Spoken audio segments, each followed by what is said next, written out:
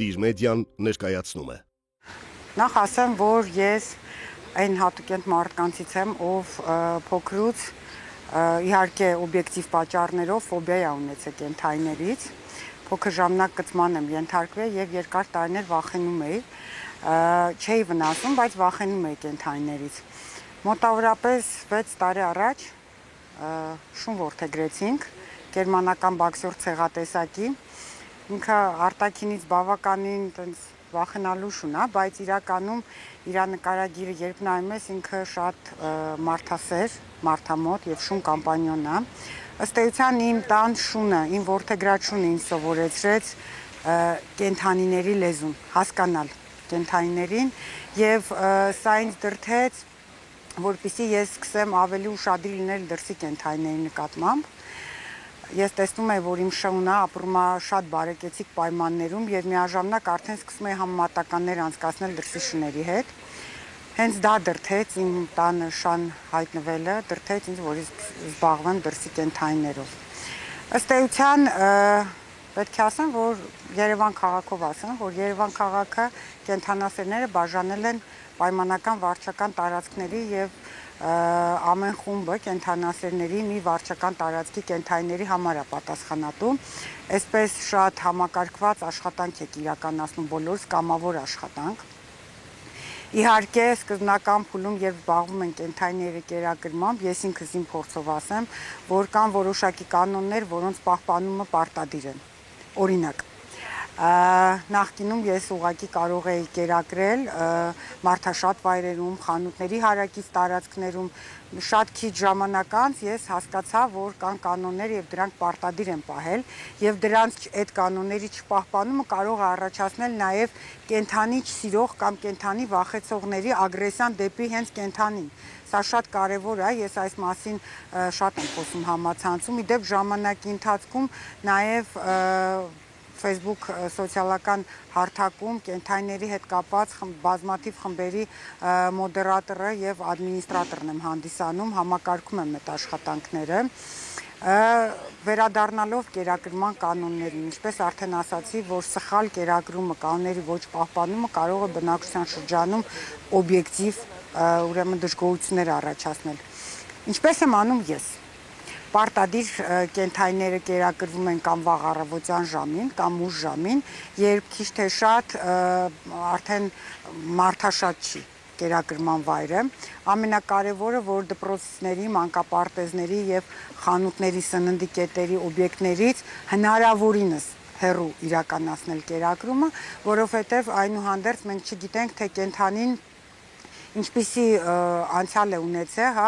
ինչպիսի կյանք է ունեցել եւ ինչը կարող է դրդել եւ նրա մոտ ագրեսիա առաջացնել։ Կան կենդանիներ, շներ, ովքեր ունեն սննդային ագրեսիա, կան շներ, ովքեր ունեն ագրեսիա ավտոների նկատմամբ, մարդկանց, երեխաների։ Սա պայմանավորված է հիմնական նրանով, թե կյանքի ընթացքում որ կատեգորիայից է տուժել կենդանին, սա շատ կարևոր է, այո, եւ կենդանին նույնականացնում է, օրինակի համար, եթե վրա երթի է նախկինում ենթարկված լինում կենդանին, արդեն բոլոր ավտոմեքենաները ագրեսիայի հիմք են հանդիսանում կենդանի մոտ։ Նախ, պես արդեն ասեցի, սննդի, մանկապարտեզների եւ դպրոցների հարակից տարածքներից հնարավորինս հեռու է իրականացվում կերակրում։ Ես կերակրում եմ կամ վաղ առավոտյան կամ ուշ գիշեր, ամենակարևորը, եթե միանգամից մի քանի կենդանի է կերակրվում, պարտադիր որոշակի հեռավորության վրա։ Եվ անգամ 1 կամ 2 մետր հեռավորության վրա կերակրում իրականացնելիս ես չեմ հեռանում այնքան, մինչև որ կենդանիները չեն սնվում վերջացնում, որովհետև կարա նաև չարդարացված էլի ագրեսիա սկսի կենդանիների միջև, որպեսզի ես կարողանամ կանխեմ այդ ագրեսիան։ Եվ ամենակարևորը, ինչը ես միշտ հորդորում եմ, ես կողմնակից եմ կերակրում իրականացնել հիգիենիկ պայմաններում։ Ես շատ դեմ եմ, երբ սնունդը գետնին ա լցվում, հողին ա լցվում, այո, կարող են լինել դեպքեր, որ ուղղակի ստիպված պետք է այդպես իրականացնես կերակրումը, դա իհարկե հիմնականում 4 սննդի մասին է։ Այդ տան ճաշատեսակներով դրսի կենդանիներին կերակրելը անթույլատրել եմ համարում։ նա եւ առողջությանն վնաս եւ ըստ էության մենք կարող ենք աղտոտել շրջակա միջավայրը նորից դժգոհություն առաջացնելով բնակչության մյուս մասի մոտ։ Հիմնականում կերակրումը իրականացնում ենք կենդանասերներով 4 կերով եւ այդ հիգիենիկ պայմաններից ելնելով եւ առավել եւս այս ամառային սեզոնին շատ կարեւոր է 4 կերով կերակրել, որպեսզի կենդանու ուրեմն առողջությանը վտանգ չսպառնա։ Կերակրումը ինքնին չի խոսում կենդանասիրության մասին, սա շատ կարևոր է։ Դա իմ անձնական դիտարկումն է, որովհետև կենդանասեր լինել չի նշանակում միայն կերակրմամբ զբաղվել։ Օրինակ կան կենդանասերներ, չեմ ուզում իրենց վիրավորել ասել ճակերտավոր, իրենք այդպես են պատկերացնում, կան կենդանասերներ, ովքեր կարող են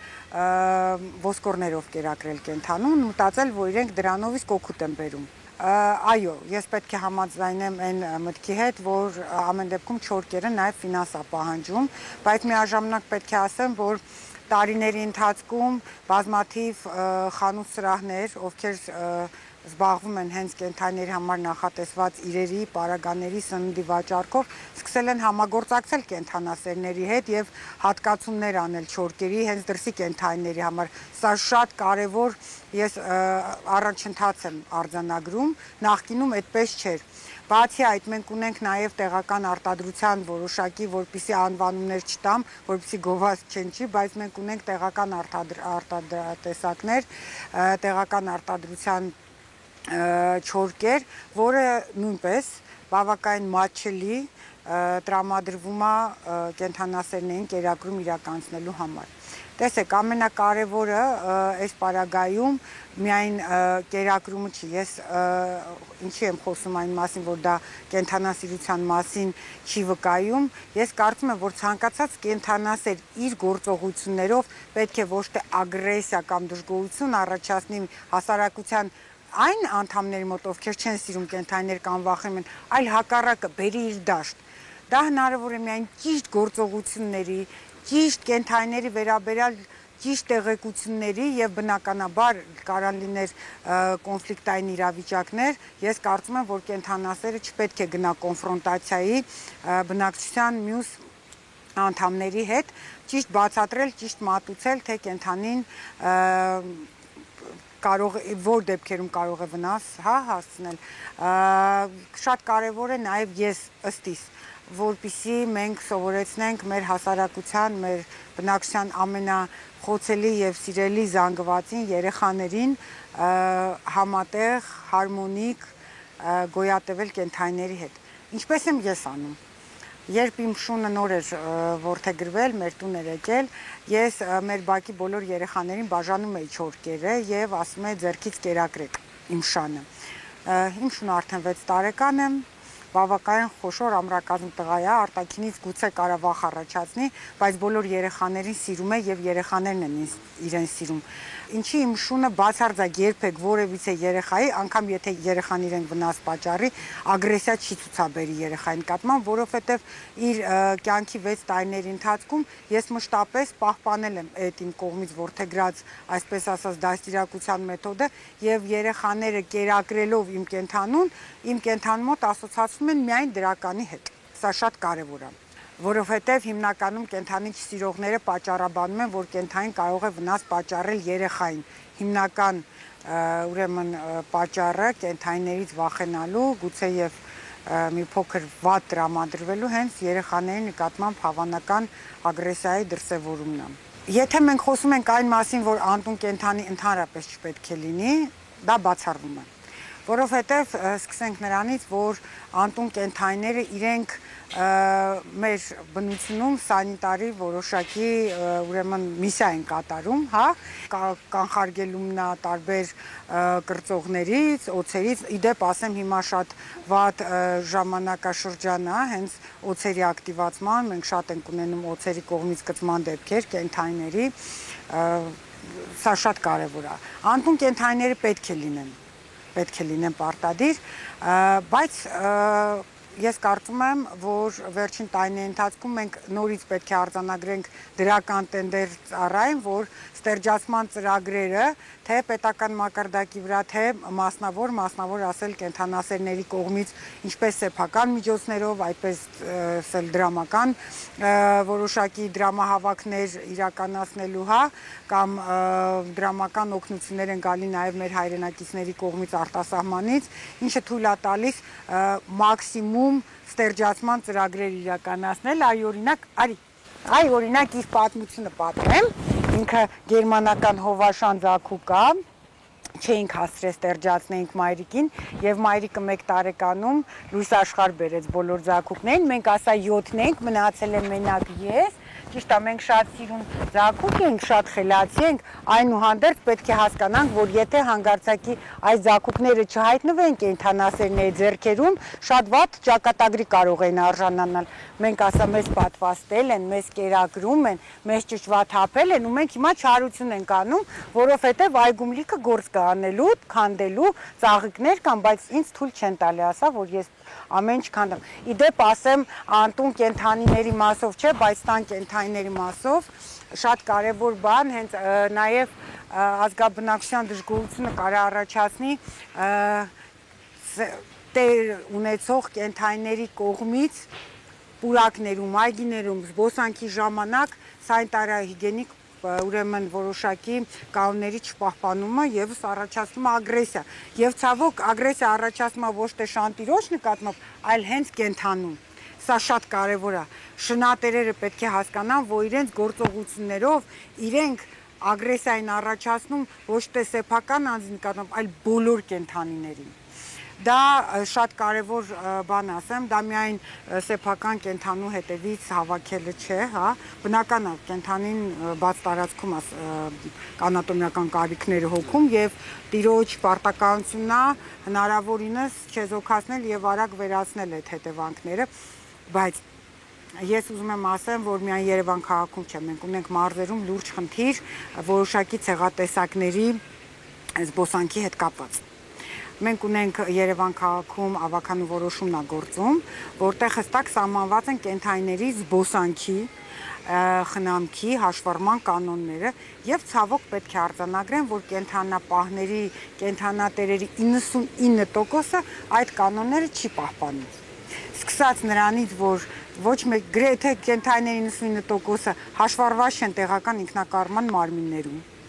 Չիպավորված չեն, չիպավորվում են միայն այն դեպքերում, եթե երկրից դուրս են գնում, արդեն ճարահատյալ չիպավորում են շնատերերը։ Շատ կարևոր հանգամանք, որ ավականու որոշման մեջ եւ դրանքից կա պոտենցիալ վտանգավոր շների ցանկ, սա ես ասեմ պոտենցիալ վտանգավոր, այսինքն ինքը ցեղատեսակը ոչ թե որպես այդպեսին ծնված օրվանից համարվում է ագրեսիվ կամ վտանգավոր, միանշանակ ցանկացած կենդանու վտանգավոր դարձնում է մարդը եւ իրավիճակը, այն պայմանները, որում կենդանին ապրում եւ մեծանում է, այնուհանդերձ մենք ունենք ցեղատեսակներ, որոնց շնատերերը տիրապետողները, այսպես ասած, շնատեր չեմ սիրում ասել, որովհետև ըստ էության հաշվառված չի, կենդանի դիտարկումա գույք այսօրվա ուրեմն պայմաններում եւ գույքը ինչպես ավտոմեքենան բնական պետք է հաշվառվի եւ հարկ վճարվի, իհարկե հարկի վճարում այս պահին սառեցված է, նման հարկ չի գանձվում պետության կողմից, որpիսի մենք կարողանանք նաեւ հաշվառել կենդանին, հիմա կարադառնամ դրան, պոտենցիալ վտանգավոր շնեի ցանկում ընդգրկված շնատերի 90%-ը իդեպ հովաշունը, չէ՞ իր մայրիկը ուրեմն շնատերի մեծ մասը չի պահպանում անվտանգության կանոնները։ Խոսքը մեծապես վերաբերվում է պիտբուլների ուրեմն տիրապետողներին, ովքեր հանցավոր ինքնավստահություն են ցուցաբերում եւ առանց կապ եւ առանց դնչկալ են հանում կենդանիներին, միաժամանակ մոռանալով, որ նույն հատվածում կարա, ասենք, մանր ցեղատեսակի որևիցե կենդանի լինի եւ մենք հասկանում ենք, որ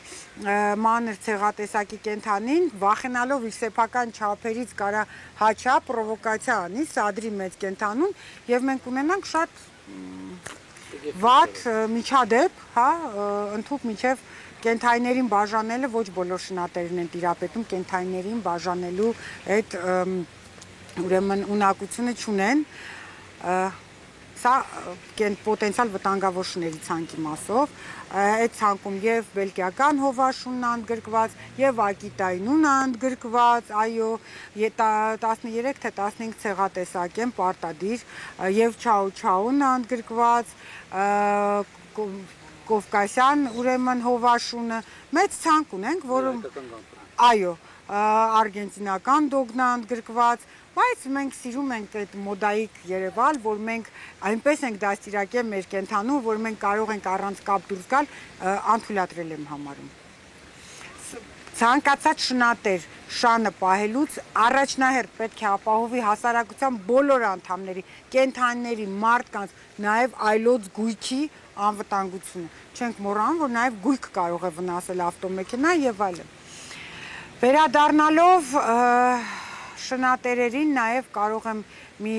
փաստ արձանագրել, որ այո, իհարկե ցանկացած մարդ կարծում է, որ իր շունը ամենալավն է եւ դա այդպես է։ Ես որևէ կերպ չեմ ուրեմն վիճարկում այդ դրույթը, բայց ցավոք սրտի շնատերերի մեծ մասը կա մի հոձանգված, ովքեր վեր են դասում իրենց տանկենթանուն դրսի կենթայիներից։ Սա եւս անթույլատրել եմ համարում։ Մենք ունենք այսպիսի շնատերեր, ովքեր բացարձակ, չգիտեմ, սրտացավությամբ լցված չեն դրսի կենթայիների հանդեպ։ Եթե ես ասում եմ կենթանի, դա նկատի ունեմ, ոչ միայն կատ ունեն, ես ապրում եմ սեփական տանը, իմ սեփական տան պարսպի մի հատվածում կա միշտ շատ չոր հաց ծիտիկների համար, որովհետև կենթանի ես եւ թռչուններին եմ դիտարկում եւ փիսիկներին իհարկե չեմ կարող ասել, որ կրծողների նկատմամբ ինչ-որ հատուկ տենց նուրբ զգացողություններ ունեմ, չեմ կարող ասել, բայց այնուհանդերձ ես պետք է փաստեմ, որ այո, մենք Երևան քաղաքում նաև ունենք հենց իմенно կատվասերներ ունենք, ովքեր կատուների եւ ստերջացմամբ են զբաղվում, եւ կերակրմամբ են զբաղվում։ Տեսեք, շատ կարեւոր է, երբ հասարակության յուրաքանչյուր անդամ հասարակության մյուս անդամի նկատմամբ սրտացավ վերաբերմունք ունեն։ Յուրաքանչյուր անձ, եթե իր բնակության վայրում գոնե մեկ կենթանի կերակրելու, դա ուղղակի պրոստը բարոյական պարտականությունը ստանձնի, մենք դրական տենդենս կունենանք այն առումով, որ նախ բնակչությունը արդեն կսովորի, սովորական կլինի, որ իր համար, որ այո կենթայիները մեր հետ եւ նույն տարածությունում ապրելու իրավունք ունեն, որովհետև միշտ հնչում է այսպիսի բան, շներին հավաքել տանել, կատուներին հավաքել տանել, շները աղտոտում են, կատուները աղտոտում են, բայց եթե մենք շատ ուշադիր լինենք, մարդուց առավել որևիցե այլ շնչող էակ բնությունը աղտոտելու այդպիսի ունիկալ բանում չի հայտնի իրավիճակում, մարդն է բնությունը աղտոտում, այդ թվում, ինչպես արդեն ասացի, կենթանասերները։ Մենք ամեն դեպքում մեր կենթանասերների խումբը, իսկ այդ խումբը մի քանի հազարի հասնող ուրեմն խումբ է, ամբողջ հանրապետությունով մենք բոլորս փորձում ենք մարդկանց սովորեցնել սիրել կենթանիներին, ճիշտ վարվել կենթանիների հետ, նաև սովորեցնում ենք, որ կերակրումը դա արտառոց երևույթ չէ, դա շատ բնական երևույթ է, միշտ ցավոք սրտի այլ երկրների օրինակն են բերում Հայաստանում, բայց պետք է ասեմ, որ Հայաստանի Հանրապետությունում այսօր անտուն կենթանիների խնամքի կերակրման պրոցես այդ գործընթացը բավականին լավ մակարդակի վրա է։ Դուք այսօր շատ նախ սկսենք նրանից, որ անտուն եւ անցեղ կենթանիների բազմացումը անթույլատրելի է։ Եթե մենք խոսում ենք կենթանիների, ոչ թե մենք պետք է խոսենք կենթանիների վերանալու մասին, այլ մենք պետք է հասկանանք, որ պետք գոյություն ունեն ցեղական եւ անցեղ կենթանիներ։ Ցավոք սրտի այսօր Հայաստանում պետք է արձանագրենք, որ նաեւ ցեղական կենթանիներն են անցեղ կենթայիների պես դարձել թափառող, դա մի քանի ցեղատեսակի մասն է խոսքը, դա խասկին է, որ ժամանակին բավական թանկ հաճույք էր, մոդայիկ էր, այսօր գերմանական հովաշեններ ունենք, մենք այսօր անգամ ես 2 ակիտաներին վերցրել եմ փողոցից, նոր-նորքի 9-րդ զանգվածի ակիտանով 7 ամիս թափառում էր, մենք ունենք Չաո 2 Չաո ովքեր թափառում են եւ ցավոք սրտի արդեն այնքան են իրենք մերվել անտուն կենթանու կյանքի հետ համակերպել են, որ մենք փորձում ենք իրենց վերցնել փողոցից տեղավորել ընտանիքներ, բայց չի ստացվում, որտեղ իրենք արդեն սովորել են։ Մենք շինարարների վրա ունենք լաբրադոր մաքրացեղ, տանշուն ա եղել, մի քանի տարի առաջ տնից դուրս են արել եւ հիմա անգամ փորձում ենք այս վերջերս գզված տեղ կար կենթանու վրա, մի քանի ամիս առաջ մենք չկարողացանք ուղակի կենթանուն բռնել, չի վստահում, այլևս տան մեջ ապրած շուն կամպանիոն ցեղատեսակը չի վստահում մարդուն, ահավորը։ Տեսեք, իրականում շների բուծումը, բազմացումը պետք է իրականացվի ըստ ցեղատեսակի, դա մեկ։ Պետք է իրականացվի որպես իրավաբանական օրենքով սահմանված կարգով, որպես իրավաբանական անձ գրանցված կազմակերպություն, ով կունենա ընտանի կենթայիներ բուծելու թույլտվությունը, կհարկվի պարտադիր, որովհետև դա ձեռնարկատիրական գործունեություն է, եկամուտ շահույթ հետապնդող գործունեություն է։ Բնականաբար այն պետք է վերահսկվի եւ հարկային մարմինների կողմից, բայց դա չի ամենակարևորը։ Այս պարագայում այն պետք է վերահսկվի համապատասխան բուժ հաստատությունների կամ բուժ տեսությունների կողմից, պետք է արձանագրվի, որ կենթանիներ իսկապես այդ ցեղատեսակի են, իսկապես իրենց առողջական վիճակը, տարիքը թույլ է տալիս իրականացնել այդ բուծումը, որովհետև ինչպես նոր արդեն ասեցի, տեսակ մենք ունենք իրավիճակ, որ 1 տարեկան չլրացած գերմանական հովաշունը շատ պատահական զույգվել էր անցեղ շան հետ, անգամ եթե իր ցեղակից շան հետ զույգվեր, միևնույն է անթույլատրելի է, կենթային պետք է իր առողջական վիճակով, իր տարիքի հասունությամբ պատրաստ լինի այդ գործընթացին, այդ process-ին եւ պարտադիր իհարկե պետք է վերահսկվի։ Սա ինչի է շատ կարևոր նաեւ, եթե մենք վերահսկում ենք բուծումը, մենք կարողանում ենք հաշվառել կենթանիներին, չիպավորել եւ հետագայում կենթանիների նկատմամբ դաժան վերաբերմունքի դեպքերի ժամանակ կենթանիներ կորցնելու, հայտնաբերելու, ինչու՞ չէ նաեւ գողանալու պարագայում մենք կարողանանք նույնականացնել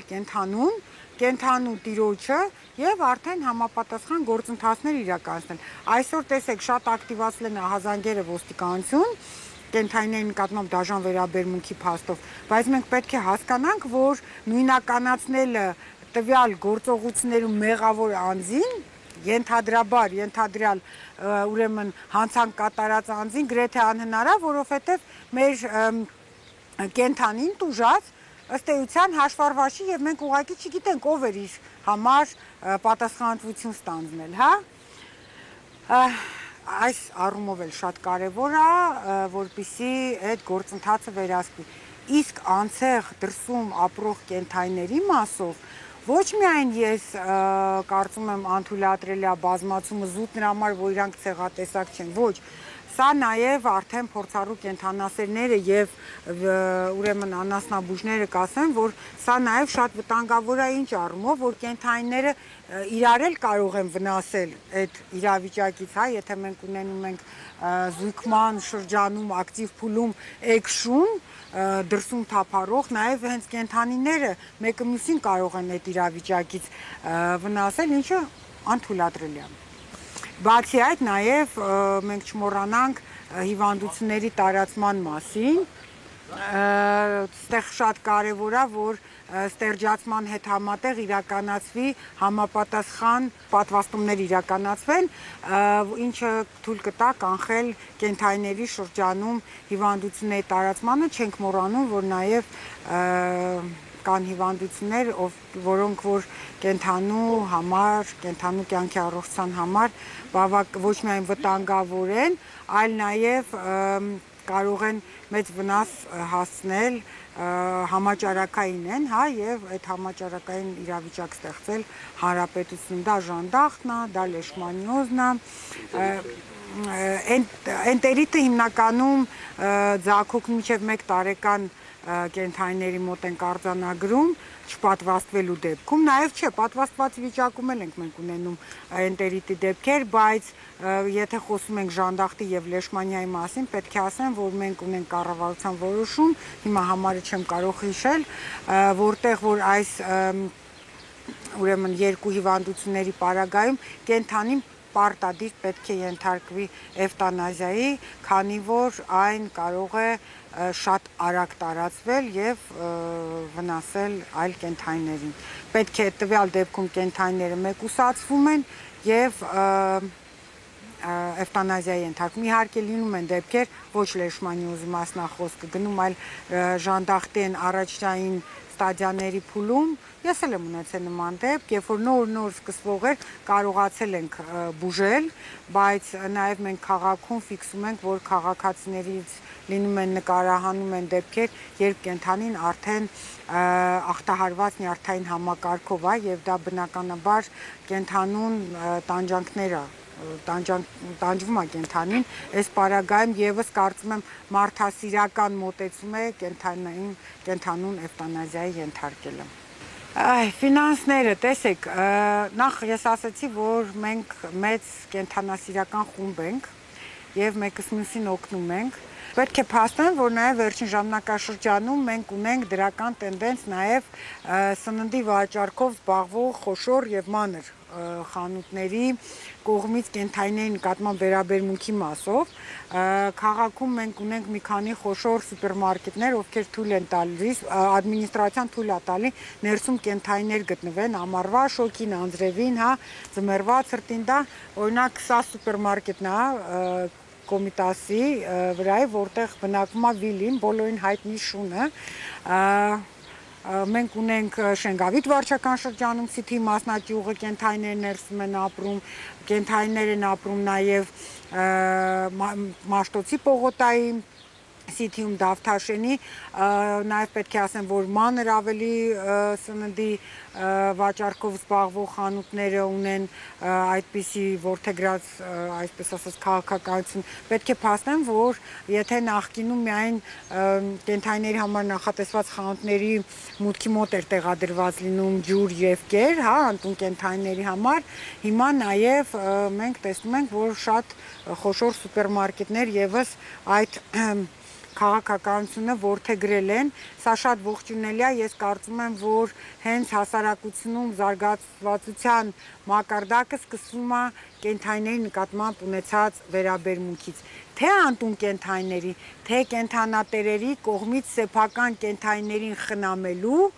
պահից սկսած, որովհետև պետք է ասեմ, որ հիմնականում պետք է փաստեմ, որ դաժան վերաբերմունքի արժանանում են ոչ այդքան անտուն կենթայիները, ինչքան տեր ունեցող կենթայիները, ովքեր չեն տիրապետում ըստ ցեղատեսակի կենթանու պահման խնամելու կանոններին։ Մեր մոտ դեռևս կա այսպիսի մի ինչ-որ մտածելակերպ, որ կենթանուն կապած պահելը դա լրիվ սովորական երևույթ է, անթույլատրելի է։ Կենթանուն չի կարելի զրկել ազատությունից, այո, իհարկե, եթե կարա ստեղծվի մի իրավիճակ,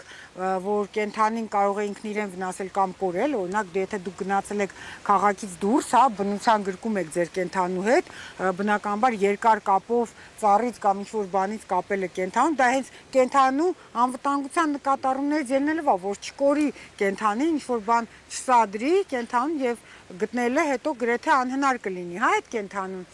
բայց երբ որ մենք գիտենք, որ տան բակերում, արտադրամասերում, ինչ-որ հանգստյան գոտիներում են տենց իրավիճակներում, երբ որ կարճ կապի վրա տարիներով կենթանուն տանջում են արևի տակ, անձրևի տակ, ձյան տակ եւ ընդամենը իրենք պատճառաբանում են, որ իրենք լավ են կենթանի պահում, որովհետեւ իրենք կերակրում են, մենք նորից ենք անկային իմ տեզիսին, որ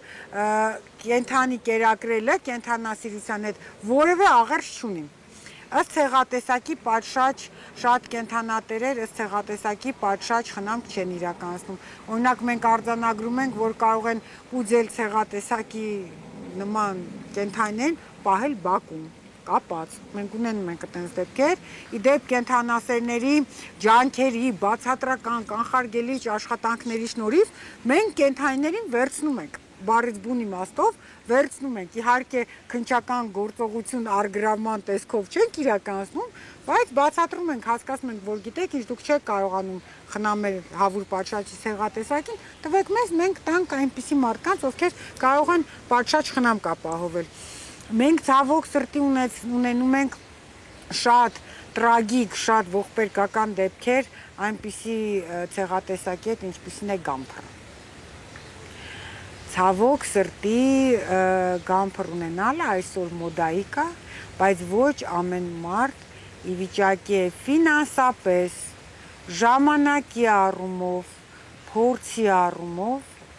խնամել այս կենդանին։ Օրինակ, ես ցավով պետք է արձանագրեմ, որ ես զբաղվում եմ նաև որդեգրումներով երկար տարիներ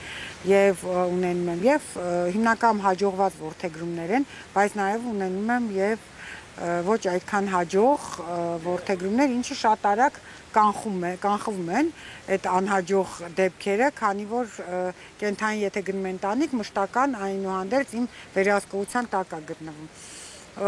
Ունեցել եմ դեպք, որ որդեգրողը բացարձակ որևէ դիտավորություն չի ունեցել կենդանուն վնասելու, բայց լինելով անփորձ, օրինակ, կենդանուն շատ էր կերակրել եւ մենք աղիների ոլորում ունեցանք, չկարողացանք կենդանուն փրկել, որդեգրողները հրաշալի ընտանիք էր, կենդանին հրաշալի ընտանիք էր, հրաշալի իրավիճակ էր, ասենց երջանկություն առաջացնող մի իրավիճակ էր, որ տանջված գամփրին մենք վերցրեցինք, պահեցինք, խնամեցինք, բուժեցինք, տվեցինք լավ ընտանիք, բայց այդ լավ ընտանիքում ինքը ապրեց 3-4 օր, որովհետև անփորձ էին տերերը եւ սխալ կերակրման արդյունքում կենդանուն իրենք վնաս հասցրեցին, բայց ունենում ենք նաև դիտավորյալ վնասման դեպքեր, ուզում եմ խոսել շնամարտերից, ցավոք սրտի շատ քիչ մարդիկ ոչ թե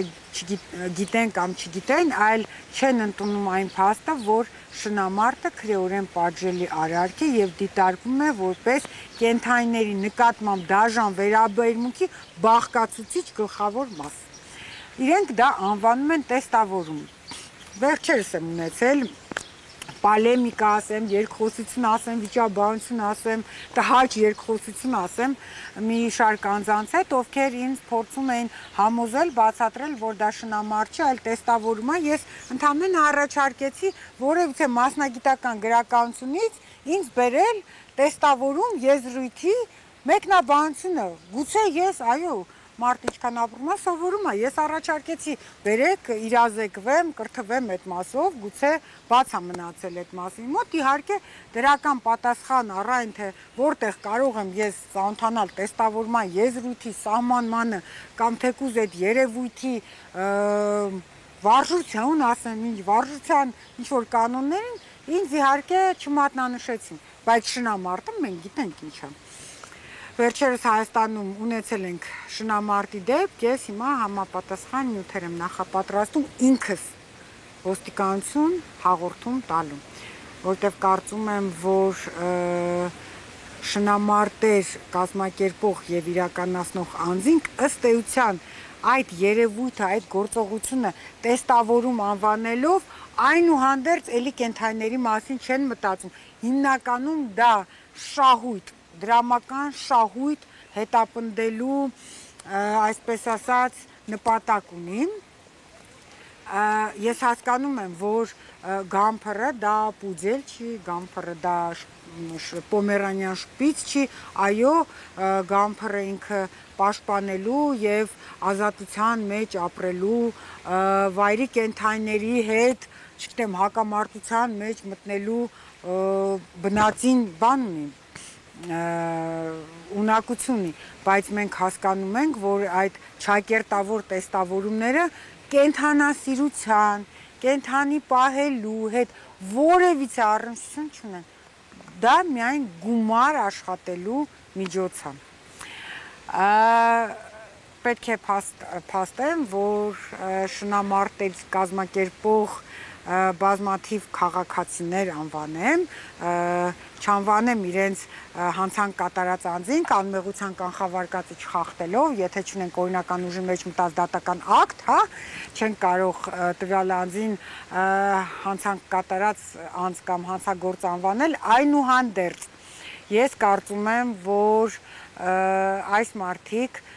ես բացատրում եմ չեն հասկանում, բայց կգան մի օր այն համոզմանը, որ եթե շնամարտը Հայաստանի Հանրապետության քրեական օրենսգրքով նախատեսված հանցանք է նույնչափ, ինչքան ուրիշի գույքի գաղտնի հափշտակությունը, հետևաբար հանցանքը մնում է հանցանք։ Առանց որևիցե արդարացումների, ներողություն, ուրիշի գույքը գաղտնի հափշտակող անձն է իր երեխաների, ասենք, կենցաղային կամ ինչ-որ կարիքները հոգալու համար է հանցանք կատան, մենք շարժառիթներից, պատճառներից չենք խոսում, այլ կոնկրետ արարքի մասին։ Մենք պետք է նաև արձանագրեմ, որ շատ վատ իրավիճակ ունենք էք-սեռի, գամփրների եւ առհասարակ բոլոր ցեղատեսակների իգական սեռի ներկայացուցիչների մասով մտահոգված ենք, որովհետեւ հիմնականում այդ կենդանիները ենթարկվում են սեռական շահագործման։ Ինչ նկատի ունեմ սեռական շահագործում ասելով, կյանքի առաջին մի քանի տարիներին առանց կանոնների պահպանման, առանց բժշկական սպասարկման ուրեմն բուծվում են, դառնում են գումար վաստակելու միջոց եւ հետո հայտնում են դրսում, հետեւաբար մեր կենդանասերների մոտ, ցավոք սրտի։ Մենք այս վերջում հիմնականում ունեցել ենք այսպես ասած վատ ավարտով, հա, մահվան ելքով կենդանիների դեպքեր, որ չեն կարողացել փրկել եւ բոլորը եղել են իգական սեռի եւ նախկինում բուծած։ Սա շատ ցավալի է։ Պատասխանատվություն պետք է դաստիարակել պատասխանատվություն հասարակության բոլոր անդամների համար, երեխաների, կենդանիների, բնության։ Մենք դաստիարակում ենք, կարծում եմ մենք չափահասներս, կենդանասեր եւ չկենդանասերներս պետք է հասկանանք, որ մենք անձնական մեր օրինակով, մենք ինչքան բանավոր ասենք, երեխան չի հասկանալու։ Մենք անձնական օրինակով մի ամբողջ սերունդ ենք դաստիարակում եւ պետք է պատասխանատվությամբ մոտենանք մեր հասարակությունում ցանկացած գործողությանը։ Ամենակարևորը, ինչ ես կուզեմ ասել, որ ես կարծում եմ մի գաղափարի շուրջ աշխատող եւ համախմբված մարդիկ, դա կլինեն կենդանասերները, պետական կառույցները, անհատները, հասարակական կազմակերպությունները պետք է աշխատեն համատեղ։ Եվ կենդանին պետք է դառնա, կենդանու շահը պետք է դառնա ցեխոտ, կենդանու լավագույն շահը պետք է հաշվի առնենք, չէ՞։ Ցեխոտ, մաքուր եկար, կեղտոտվեցիր, դե գնա։ Ես կարծում եմ, որ հասարակական կազմակերպությունները միմյանց հետ պետք է պարտադիր համագործակցեն եւ անհատ կենդանասերների հետ։ Անհատ կենդանասերները պետք է համագործակցեն մեր օրինակի համար Երևան քաղաքի մասով ասեմ, Երևանի քաղաքապետարանի կենդանիների խնամքի կենտրոն ՀՕԱԿ-ի հետ։ Բոլորը պետք է ամբիցիաները դնեն մի կողմ եւ համատեղ իրականացնեն կենդանասիրական, կենդանապաշտպան գործողություններ եւ գործունեություն։ Մենք իհարկե սա ինչի եմ ես անդրադառնում, որովհետեւ ունենք դեպքեր կոնֆրոնտացիաների, ինչը անդրադառել եմ համարում։ Համախմբվել մի գաղափարի շուրջ, միայն այս դեպքում մենք ունենանք հրաշալի արդյունք, եւ անպայման ցանկացած կենդանասեր պետք է վերցնի այն բարոյական պարտականությունը ստանձնի, կրթել հասարակության մյուս անդամներին, կենդանիներին սիրելու, ճիշտ խնամելու առումով։ Նոր այդ ժամանակ մենք ունենանք լավ, չգիտեմ, իրավիճակ, բարեդրացիական վերաբերմունք դրսում ապրող կենդանիների նկատմամբ եւ առհասարակ կոնֆլիկտները մեծ մասը նաև պետք է ասեմ, որ տեղի են ունենում կենդանասերների եւ հասարակ քաղաքացիների միջև ուղղակի տարբեր ընկալումների, տարբեր մոտեցումների շուրջ, անգամ այս պարագայում դիալոգ չկա։ Պետք է լինի երկխոսություն, այսքանը։ Բաժանորդագրվեք Դիր մեդիայի ալիքին։